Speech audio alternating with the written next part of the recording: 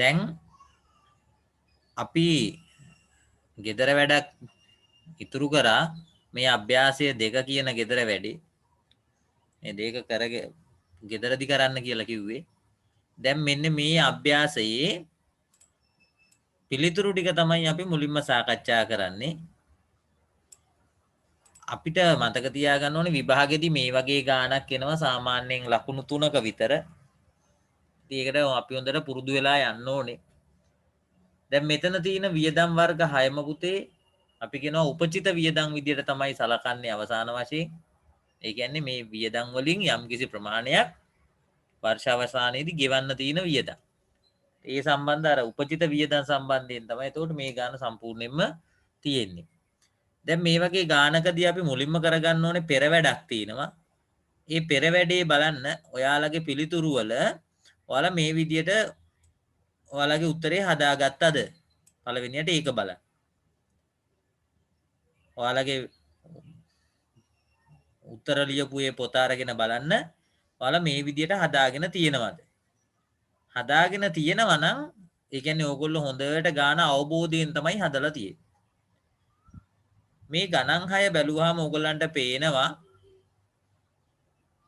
මේ ගණන් 6 තියෙනවා වර්ෂයට අදාළ ප්‍රමාණය හොයන්නත් ඕනේ අපි.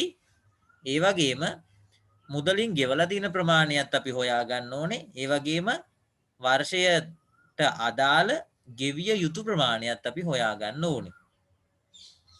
ඉතින් මේ ගාන දිහා බැලුවාම නම් ඔයාලට හොඳට පේනවා පළවෙනි වියදම ගත්තොත් එහෙම මාසෙකට රුපියල් 10000ක කඩකුලියක් ගෙවන්න තියෙනවා. වෙන විස්තර කිසිම දෙයක් කියලා නැත්තම් අපි සලකන්න ඕනේ මේක මුළු මාස 12ටම ගෙවන්න ඕනේ දෙයක් කියලා. එතකොට එහෙමනම් එක මාසයකට 10000 ගානේ අවුරුද්දටම 1,20,000ක වියදමක් ව්‍යාපාරයට දරන්න වෙනවා. අපි කියනවා ඒ ගාන තමයි වර්ෂයට අදාළ ප්‍රමාණය කියලා. මෙන්න එහෙමනම් කඩකුලි වියදමේ වර්ෂයට අදාළ වියදමක් තියෙනවා 1,20,000ක. ඊළඟට අපි හොයාගන්න ඕනේ මුදලින් ගෙවපු ප්‍රමාණය. මෙතනදී මේ ප්‍රශ්නෙම කියනවා මාස 6කට කඩකුලිය ගෙවලා. ඒ කියන්නේ 10000 ඒවා 6ක් ගෙවලා. අන්න එමනම් මුදලින් ගෙවපු ප්‍රමාණයත් අපි හොයාගත්තා 60000යි. වර්ෂයට අදාළයි 1,20,000ක්. ඒකෙන් 60000ක් ගෙවලා එහෙමනම් වර්ෂයට අදාළව තව ගෙවිය යුතුයි රුපියල් 60000. අපි මෙන්න මේ ගෙවිය යුතු ප්‍රමාණයට කියනවා උපචිත ප්‍රමාණය කියලා. එතන මේකට අපි හරියටම නම කිව්වොත් අපි කියන්නේ උපචිත කඩකුලිය රුපියල් 60000යි කියලා. අපි අනිවාර්යයෙන්ම පුතේ මේ වගේ ගණන් වල උපචිත ප්‍රමාණය හොයා ගන්නත් ඕනේ වර්ෂයට අදාළ ප්‍රමාණය හොයා ගන්නත් ඕනේ. මේ තීරු දෙකම ඊටමත් වැදගත්.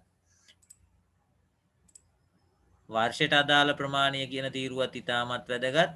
ඒ වගේම උපචිත ප්‍රමාණය කියන තීරුවත් ඊටමත් වැදගත්. රයිට් දෙවනි ගාන බලන්න ඕගොල්ලන්ගේ හරිද කියලා. විදුලි ගාස්තු කියන වියදම. ඒතර විදුලිය කියන වියදමේ මුදලින් ගෙවලා තිනවලු 20000ක්. එහෙනම් මුදලින් ගෙවා ඇති ප්‍රමාණයට අපි 20000 ඇතුළත් කරනවා. ඒ යගිය සටහන් කරනවා. ඊළඟට දෙසැම්බර් මාසයට අදාළ රුපියල් 5000ක මුදල තාම ගෙවලා නැහැලු. ඒ කියන්නේ වර්ෂයට අදාළයි හැබැයි තාම ගෙවලා නැහැ. එහෙනම් මේ 5000 ගෙවිය යුතුයි. නේ දාන්න ගෙවිය යුතු විදුලිය කියලා රුපියල් 5000ක් එනවා. දැන් අපිට පේනවා වර්ෂය තුල ගෙවලා තිනවා 20000ක්. තව වර්ෂයට අදාළව ගෙවන්න ඕනේ 5000ක්. එහෙනම් මේ ගෙවිය යුතු 5000ත් සල්ලි වලින් ගෙවලා තියෙන 20000ත් මේ වර්ෂයට අදාළ වියදම. ඒ නිසා මේ දෙකම එකතු කරලා අපි වර්ෂයට අදාළ වියදම හොයා ගන්නවා 25000යි කියලා. දැන් කාට හරි මේ ගාන නොතේරුණා නම් මෙන්න දැන් ඒ ගාන තේරුම් ගන්න පුළුවන්. රයිට්. ඊළඟට බැංකු ණය පොලිය ගත්තොත්. බැංකු ණය පොලිය අන්න ඒක ගණනය කිරීමක් කරන්න ඕනේ පුතේ. මේ බැංකු ණය ලබා ගන්නේ 12 වෙනි මාසේ පළවෙනිදා. 12 වෙනි මාසේ පළවෙනිදා ලබා ගන්න බැංකු ණය මේ වර්ෂයට අදාළ වෙන්නේ එක මාසයක් විතරයි. නේද? 12 වෙනි මාසේ පළවෙනිදා ගන්න බැංකු ණය අදාළ වෙන්නේ මේ වර්ෂයට අදාළ වෙන්නේ එක මාසයක් විතරයි. එහෙනම් ඇත්තටම අපි හොයන්න ඕනේ මාසෙකට අදාළ ණය පොලිය. අපි ඒකට කියනවා බැංකු ණය පොලිය. එහෙමනම් ඔයාලා මොකද්ද කරන්න ඕනේ? මේ ලක්ෂෙට 100ට 10ක් බලලා මාසෙකට හොයන නිසා 12න් එකෙන් වැඩි කරන්න ඕනේ. එතකොට ඔයාලා මෙන්න මේ විදියට කරාද කියලා බලන්න. මෙන්න බැංකු ණය ගණනය කරන විදිය. මෙන්න මේ ක්‍රමයට ඔයාලා බැංකු ණය පොලිය, බැංකු ණය නෙමෙයි, බැංකු ණය පොලිය ගණනය කරලා තියෙන්න ඕනේ. ලක්ෂෙට 100ට 10යි 12න් එකයි. ඔන්න අපි බැංකු ණය පොලිය ගණනය කරන විදිය. එතකොට අපිට පේනවා මේ මාසෙට දෙසැම්බර් මාසෙට අදාළ බැංකු ණය පොලිය රුපියල් 833ක් එනවා. අන්නේ 833 තමයි පුතේ මේ වර්ෂයට අදාළ ප්‍රමාණය.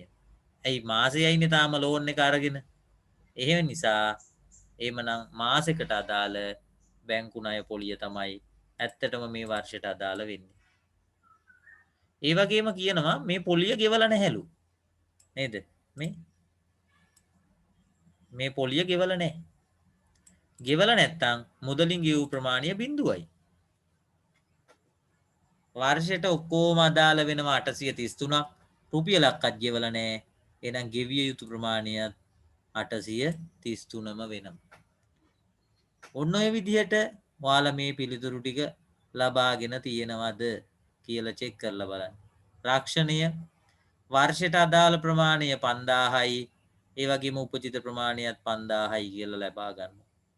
ඒ කොහොමද ඒක ගත්තේ කියලා දැන් කාට හරි ප්‍රශ්නයක් තියෙන්න පුළුවන්. මේ බලන්න මේ ගැළපිල්ල. අපි කියනවා මේවට ගැළපිලි කියලා.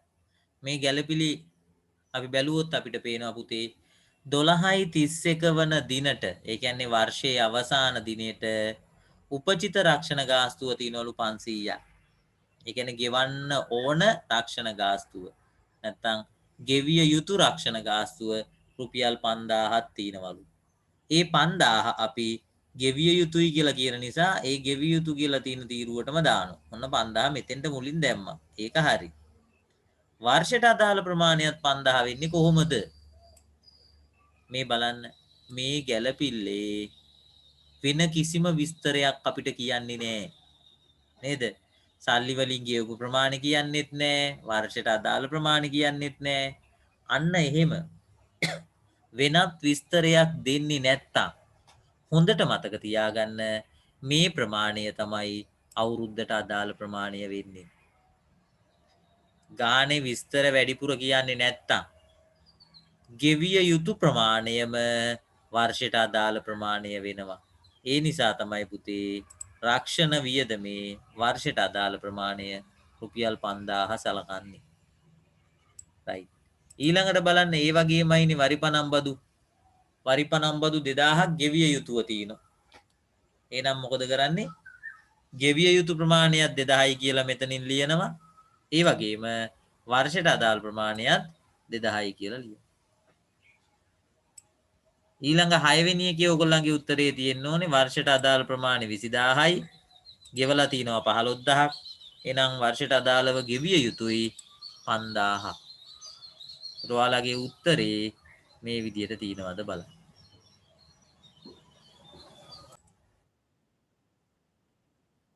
දැන් බලන්න ඔයගොල්ලන්ගේ පොදු ජර්නලයේ ඔයගොල්ලන්ගෙන් ඉල්ලනවා නේද? ඒතර දැන් මේ අපි ලබාගත්තු විස්තර ටිකම තමයි පොදු ජර්නලයේ ලියන්නේ. ඒකේ අපි ඇත්තටම ගන්නේ උපචිත ප්‍රමාණය විතරයි. මෙන්න මේ ඉලක්කම තමයි අපි පොදු ජර්නලයේ සටහන් තුල ඉලක්කම් විදියට ලියන්නේ. බලන්න ඕගොල්ලන්ගේ පොදු ජර්නලයේ මෙන්න මේ උත්තරේ තියෙනවද? කඩකුලී ගිණුම අර රුපියල් 60000යි. උපචිත කඩකුලී ගිණුම බැර ඒක නම ලියන්නේ නැහැ බැර කියලා. නමුත් ඒකේ තියෙනවා 60000ක් කියලා. ඊළඟට විදුලි ගිණුමේ හරට 5000යි. උපචිත විදුලි ගිණුමේ බැරට 5000යි කියලා මේ විදියට සටහන් වෙලා තියෙනවා. බලන්න තමන්ගේ පොදු ජර්නලේ හරිද කියලා. වැරදි නම් ඒවා හදාගන්න. ඊළඟට බැංකු ණය පොලී ගිණුම හර 833ක් තියෙන්න ඕනේ. උපචිත බැංකු ණය පොලී ගිණුම කියලා බැරට තියෙන්න ඕනේ 833ක්. ඊළඟට රක්ෂණ ගිණුමේ හරට තියෙන්න ඕනේ 5000ක්. උපචිත රක්ෂණ ගිණුමේ බැරට තියෙන්න ඕනේ 5000ක්. දැන් මේ දිත්ත සටහන ලියලා මතක ඇතුව සංලක්ෂය ලියන්නම ඕනේ. දැන් මම ඔයගලන්ට උත්තරේ පෙන්නන ඉඳලා ඔයගලන්ට මේකේ අඩුපාඩු බලන්න පුළුවන්. වරිපනම් බදු ගිණුම හර 2000යි උපචිත වරිපනම් බදු ගිණුම බැර 2000යි කියලා තියෙන්න ඕන. ඊළඟට අවසාන එක ගමන් ගාස්තු ගිණුම හර 5000යි උපචිත ගමන් ගාස්තු ගිණුම බැර 5000යි කියලා තියෙන්න ඕන. දැන් බලන්න ඔයගලන්ගේ වැරදි තියෙනවා නම් ඒක හරි ගස්ස ගන්න. ඊළඟට අපිට පුළුවන් මේක ලෙජර් ගිණුම් තුල පෙන්වන්න අවශ්‍යම නම් මේ දිත්ත සටහනේ එම්මම ලෙජර් ගිණුම් වල ලියන්න තියෙන්නේ. කඩකුලී ගිණුමේ හර පැත්තේ 60000ක් තියෙන්න ඕනේ. උපචිත කඩකුලී ගිණුමේ බැර පැත්තේ 60000ක් ලියවෙන්න ඕනේ. මේ බලන්න. කඩකුලී ගිණුම හර පැත්තේ 60000ක් ලියවුණා. උපචිත කඩකුලී ගිණුමේ බැර පැත්තේ 60000ක් ලියවුණා. ඒ ලියනකොට විරුද්ධ ගිණුම් දෙකේ නම් දෙක අපි ලියන්න ඕනේ. නේද? කඩකුලී ගිණුමේ ලියන්නේ උපචිත කඩකුලී කියලා. උපචිත කඩකුලී ගිණුමේ ලියන්නේ කඩකුලී කියලා. ඊළඟට මම මේ මෙතන මේ පහසුව සඳහා මම මේ ඉන්න මේ ගිණුම මෙතන සකස් කරා. ඒකට ඒක අර 1 2 3 4 කියලා පිළිවෙලට නෙමෙයි. නමුත් මේ විදිහට ඔයගලන්ගේ බැංකු ණය පොලී ගිණුම තියෙනවද බලන්න.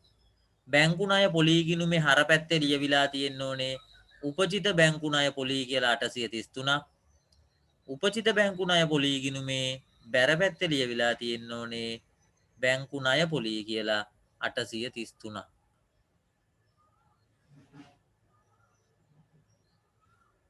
ඊළඟට රක්ෂණ ගිණුමයි උපචිත රක්ෂණ ගිණුමයි කියන ගිණුම් දෙක. රක්ෂණ ගිණුමේ හර පැත්තේ ලියවෙන්න ඕනේ උපචිත රක්ෂණය කියලා 5000ක්. උපචිත රක්ෂණ ගිණුමේ බැර පැත්තේ ලියවෙන්න ඕනේ රක්ෂණය කියලා 5000ක්. ගිණුම් දෙකේ නම් දෙක මාරු වෙන එක විතරයි වෙන්නේ. රයිට්. ඊළඟට අර ගෙවිය යුතු විදුලිය සම්බන්ධයෙන් විදුලි ගිණුම හර ගෙවිය යුතු විදුලි ගිණුම බැර ගෙවිය යුතු කියන්නේ උපචිත කියන වචනේමයි. එhmenan විදුලි ගිණුමේ හර පැත්තේ තියෙන්න ඕනේ 5000ක් උපචිත විදුලිය කියලා. උපචිත විදුලිය ගිණුමේ බැර පැත්තේ තියෙන්න ඕනේ 5000ක් විදුලිය කියලා. දැන් මේ ගිණුම් වල ඕඩර් එක වෙනස් වෙලා තියෙන්න පුළුවන්. හැබැයි ඒක ප්‍රශ්නයක් වෙන්නේ නැහැ. හරි උත්තරේ මේ විදිහට තියෙනවා. ගිණුම් දෙක උඩ පහළ ගියා කියලා ඒක ප්‍රශ්නයක් නැහැ. හරි. වරිපනම් බදු ගිණුම ගත්තොත් මේ වරිපනම් බදු වල එන දිත්ත සටහන තමයි වරිපනම් බදු ගිණුම හර උපචිත වරිපනම් බදු ගිණුම බැර. දැන් බලන්න වරිපනම් බදු ගිණුමේ හර පැත්තේ ලියවෙනවා උපචිත වරිපනම් බදු කියලා 2000ක්. උපචිත වරිපනම් බදු ගිණුමේ බැර පැත්තේ ලියවෙනවා වරිපනම් බදු කියලා 2000ක්. අවසාන ලෙජර ගිණුම ගමන් ගාස්තු ගිණුමේ හර පැත්තේ ලියවිලා තියෙන්න ඕනේ උපචිත ගමන් ගාස්තු කියලා 5000ක්. උපචිත ගමන් ගාස්තු ගිණුමේ බැර පැත්තේ ලියවිලා තියෙන්න ඕනේ ගමන් ගාස්තු කියලා 5000ක්. මෙන්න මේ විදිහට ලෙජර් ගිණුම් ටික අඳින්න පුළුවන්. ඊළඟට තියෙන්නේ අර අපි කියනවා මූල්‍ය ප්‍රකාශනවල උද්ෘතයන් පෙන්වන්න කියලා කියනවා. මේක ඉතාමත් වැදගත්. මොකද ඔයාලා හොඳට මතක තියාගන්න ගැළපිල්ලක් තියෙනවා නම් පුතේ.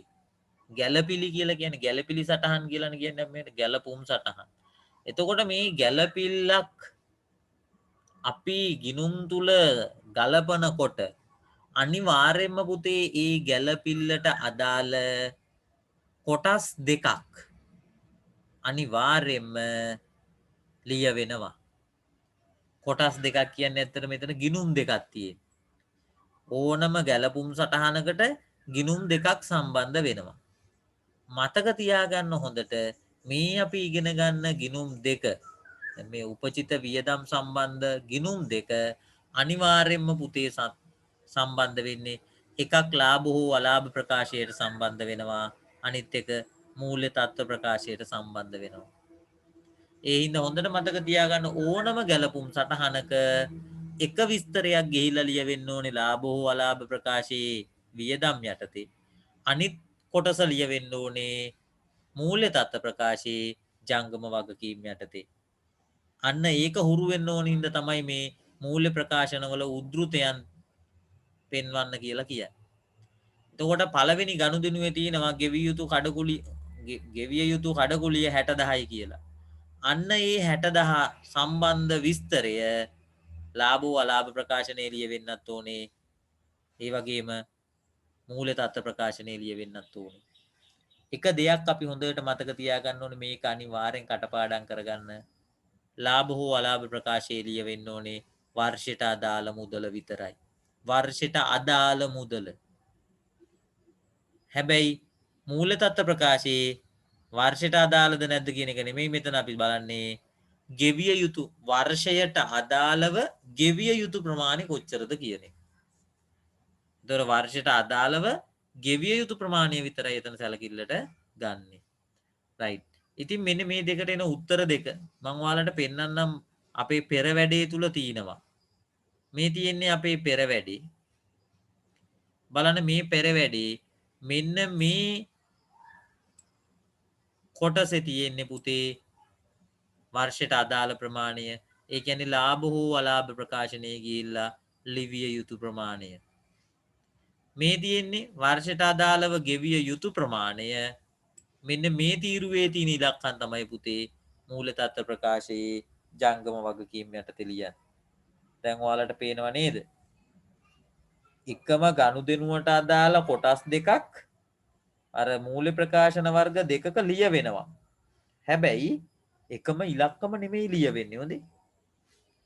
එකම වියදම් වර්ග වෙන්න පුළුවන්. හැබැයි එකම ඉලක්කම නෙමෙයි. හරියට ගලපලා ගන්න ඕනේ. මෙතෙන්දි බැලුවොත් නම් ඔයගලන්ට පේනවා මේ ඉලක්කම් දෙක සමානයිනේ කියලා. හැබැයි ඉලක්කම් දෙක සමාන වුණාට ගන්න ක්‍රමය, ගාන හදන ක්‍රමය සමාන නැහැ. එහෙමනම් අපි දැන් මේ මූල්‍ය ප්‍රකාශනවල උද්ෘතයන් පෙන්වන්න කිව්වහම අපි මුලින් හදනවා ලාභ හෝ අලාභ ප්‍රකාශනේ. මේ තියෙන්නේ ලාභ හෝ අලාභ ප්‍රකාශනේ. මේ ලාභ හෝ අලාභ ප්‍රකාශනේ අපි මුලින්ම කරන්නේ වර්ෂයට අදාළ වියදම් ටික පෙන්වුම් කරනවා.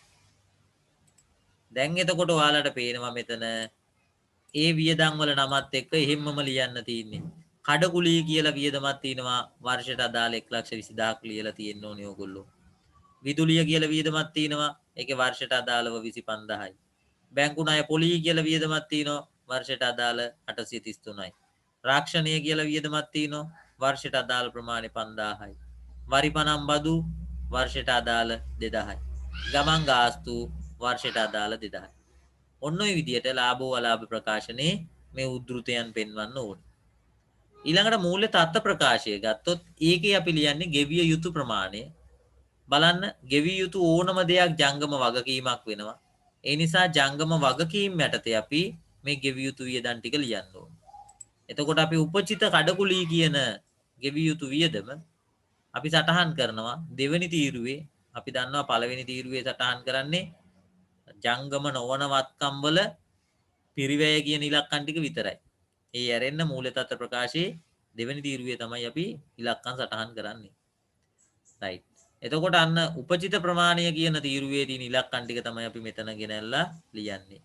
උපචිත කඩකුලිය 60,000යි, උපචිත විදුලිය 5,000යි, උපචිත බැංකු ණය පොලිය 833යි, උපචිත රක්ෂණීය 5,000යි, උපචිත වරිපනම් බදු 2,000යි, උපචිත ගමන් ගාස්තු 5,000යි කියලා අර උපචිත ප්‍රමාණය කියන කොටස විතරක් අපි ගෙනල්ලා ලියනවා. මේ විදිහට ඔයාලගේ උත්තර ටික හරිද කියලා බලන්න. හරි නැත්නම් තමන්ගේ වැරදි හදා ගන්න ඕනේ.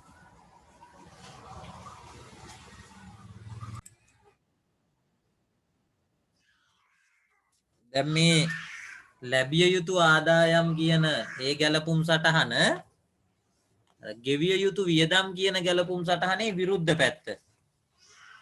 ඒතකොට දැන් ඒ අදහස පොඩ්ඩක් අවබෝධ කරගත්තොත් ඕගලන්ට මේ ගැළපිල්ලම තනියෙන් වුණත් කරන්න පුළුවන්.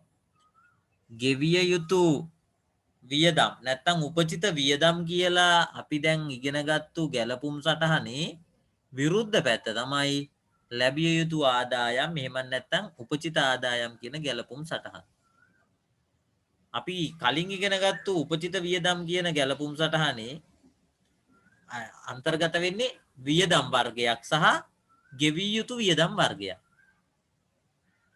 දැන් මේ ලැබිය යුතු ආදායම් කියන ගැලපුම් සටහනේ ඇතුළත් වෙන්නේ පුතේ ආදායම් වර්ගයක් සහ ලැබිය යුතු ආදායම් වර්ගයක්. ඒතර හාත්පසින්ම විරුද්ධ සංකල්ප දෙකක් තමයි මේ ඉගෙන ගන්න. වියදමක් කියන එකේ විරුද්ධ පැත්ත තමයි ආදායමක් කියන්නේ.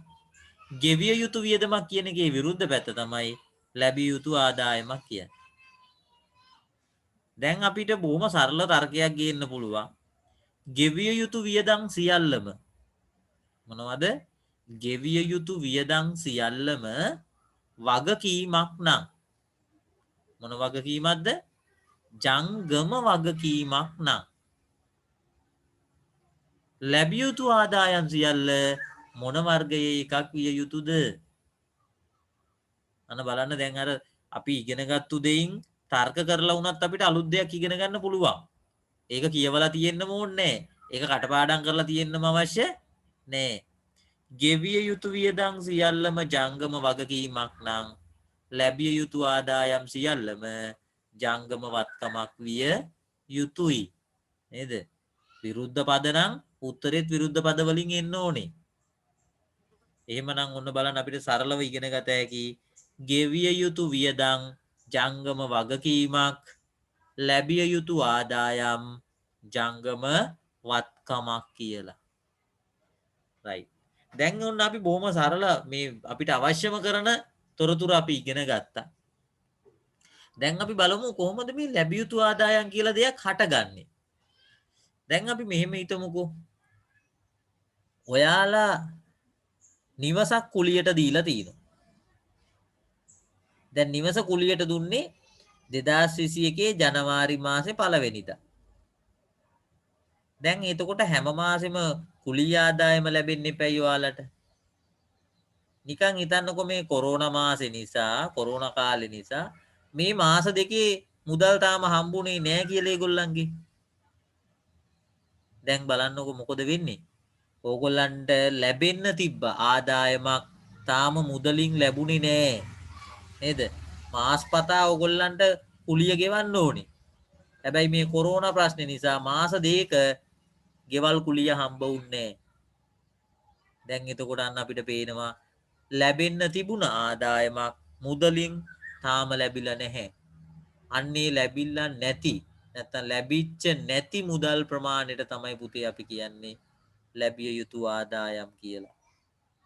යම්කිසි ආදායමක් මුදලින් තවම ලැබිලා නැත්තම් අන්නේ නොලැබුණු වටිනාකමට අපි කියනවා ලැබිය යුතු ආදායම් කියලා.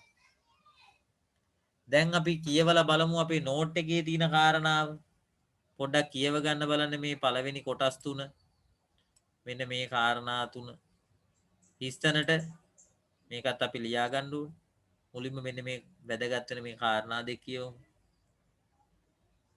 ගිනුම් කාලච්ඡේදයට අදාළව ලැබිය යුතු නමුත් ගිනුම් කාලච්ඡේදයේ අවසන් වන විටත් ව්‍යාපාරයට ලැබී නොමැති ආදායම් සල්ලි වලින් තාම ලැබිලා නැහැ. හැබැයි මේ වර්ෂෙට අදාළයි කියලත් මතක තියාගන්න ඕනේ. ඉතින් දැන් බලන්න මේකේ අර අපි තරකින් ඉගෙනගත්තු කාරණාවත් එතන පැහැදිලිව සඳහන් කරනවා.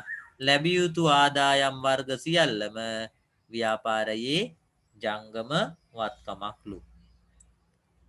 ඔන්න ඊළඟට ඕගොල්ලන්ට කටපාඩම් කරගන්න දෙයක් තියෙනවා පුතේ. මේ ලැබිය යුතු ආදායම් වලට අදාළ ද්විත්ව සටහන.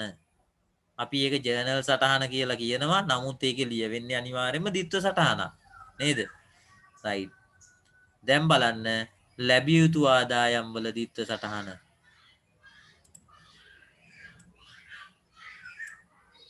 දැන් මේක 3-4 පාරක් කියවන්න පුතා. ලැබිය යුතු අදාළ ආදායම් ගිණුම හර අදාළ ආදායම් ගිණුම බැර. මේ අදාළ කියන වචනේ නැතුණා කියත හැකි. ලැබිය යුතු ආදායම් ගිණුම හර ආදායම් ගිණුම බැර. ආය පාරක් ලැබිය යුතු ආදායම් ගිණුම හර ආදායම් ගිණුම බැර. දැන් මේක නිතරම කියවෙන්න ඕනේ හොඳේ. එතකොට තමයි මේ දිත්ත සටහන කටපාඩම් වෙන්නේ. අනිවාර්යෙන් මේ දිත්ත සටහන කටපාඩම් කරගන්නම ඕනේ. right. දැන් ඔන්න ඊළඟට අපි අඳුන ගන්නවා මේක ගිණුම් වර්ග පහෙන් මොන ගිණුම් වර්ගයක්ද කියලා. අපි ඉස්සෙල්ලත් කිව්වා ලැබිය යුතු ආදායම් කියලා කියන්නේ ජංගම වත්කමක්. ඒ කියන්නේ ඒක වත්කම් ගිණුමක්. ඔයගලගේ නෝට් එකේ මෙන්න මේ විදිහට මෙතන හිස්තන පුරව ගන්න ඕනේ. ආදායම් ගිණුමක් කිව්වහම ඉතින් ඒක ආයේ වර්ග කරන්න දෙයක් නැහැ. ඒක ආදායම් ගිණුමක්ම තමයි. නේද? මෙන්න මේ කොටස ඔයාලගේ නෝට් එකේ දැන් කම්ප්ලීට් කරගන්න.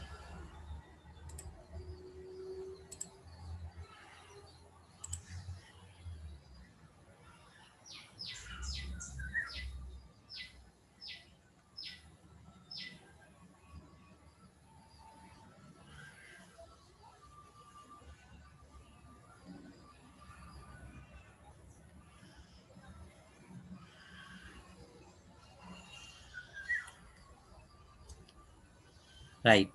අපි එවනම් පොඩ්ඩක් මේ දිත්ත සටහන හුරු වෙන්න. මෙන්න මේ උදාහරණ තුන කරමු. මෙතන ගනුදෙනු තුනක් තියෙනවා පුතේ. ඒ කියන්නේ ගැලපුම් සටහන් තුනක් තියෙනවා. ඒ ගැලපුම් සටහන් තුනට අදාළව පොදු ජර්නලයේ ගැලපුම් සටහන් පෙන්눔 කරන්නලු. ඒ වගේම මූල ප්‍රකාශනවල උද්ෘතයනුත් පෙන්눔 කරන්නලු. අපි මේ මොනවා කරන්නත් කලින් අපි මේ ගනුදෙනු වලට අදාළ ප්‍රාථමික තොරතුරු ටික රැස් කරගෙන ඉන්න ඕනේ. මොනවද මේ ප්‍රාථමික තොරතුරු මෙතන? අපි බලන්න ඕනේ වියදමේ නම මොකද්ද? නේද? මේ බලන්න. වියදම නෙමෙයි දැන් මේ අපි කතා කරන්නේ ආදායම් ගැනනේ. ඒ නිසා ආදායමේ නම මොකද්ද? ඒක අපි හොයාගෙන ඉන්න ඕනේ. වර්ෂයට කොච්චරක් අයිතිද? සල්ලි වලින් කොච්චරක් ගෙවලාද? එහෙමනම් මේ වර්ෂය තුල අපිට තව කොච්චරක් මේ ආදායම් ලැබිය යුතුද කියලා අපි මූලික තොරතුරු තුන හොයා ගන්න ඕනේ. අපි මතක තියාගන්න ඔය ගැළපිල්ලක් අපිට හම්බ වුණොත්, ගැළපුම් සටහනක් අපිට හම්බ වුණොත් අපි මෙන්න මේ කාරණා තුන අනිවාර්යෙන් හොයා ගන්න ඕනේ පුතේ. වර්ෂයට අදාළ ප්‍රමාණය කොච්චරද? ඒකෙන් මුදලින් ලැබිලා තියෙන ප්‍රමාණය කොච්චරද? ඒ වගේම උපචිත ප්‍රමාණය කොච්චරද කියන්නේ. right. එහෙනම් පළවෙනි එක අපි පුරව මුදටක් ගාලා. right. වියදමේ නම ආදායමේ නම අපි ලියන්න ඕනේ නේද? ආදායමේ නම තමයි කඩකුලී ආදායම. ඔන්න අපි ආදායමේ නම ලිව්වා. right. ඊළඟට දැන් අපෙන් අහනවා වර්ෂයට අදාළ ආදායම් ප්‍රමාණය කොච්චරද? right. අපි මේකත් මෙහෙමම ගාන හදමු. මාසෙකට රුපියල් 2000ක කඩකුලියක් තියෙනවා. මාසෙකට 2000යි. දැන් මේ කඩේ කුලියට දීපු දිනේ ඇත්තෙත් නෑනේ. නේද? එහෙමනම් අපි හිතනවා පුතේ මේක මාස 12කටම කඩකුලිය අයිති වෙනවා කියලා. එහෙමනම් මාසෙකට රුපියල් 2000 ගානේ මාස 12කටම කඩකුලිය ලැබෙන්න ඕනේ. ඒක තමයි වර්ෂයට අදාළ ප්‍රමාණය. මාසෙට 2000යි නම් මාස 12ට 24000ක කඩකුලියක් වර්ෂයට ලැබිය යුතුයි. බලන්න මේකෙන් කොච්චරක සල්ලියක් ලැබිලාද කියලා. වර්ෂයේ අවසන් වන විටත් මාස 2ක කඩකුලිය ලැබිලා නැහැ. මාස 2ක කඩකුලිය ලැබිලා නැහැ. එහෙනම් ලැබිච්ච නැති ගාන හොයන්න ලේසියිනේ. නේද? උපචිත ප්‍රමාණය. මාසෙකට 2000 ගානේ මාස 2කට රුපියල් 4000ක කඩකුලිය ලැබිලා නැහැ. 24000න් 4000ක් ලැබිලා නැත්නම් ලැබිච්ච කඩකුලිය ප්‍රමාණය කීයද? 20000ක් කඩකුලිය ලැබිලා තියෙනවා.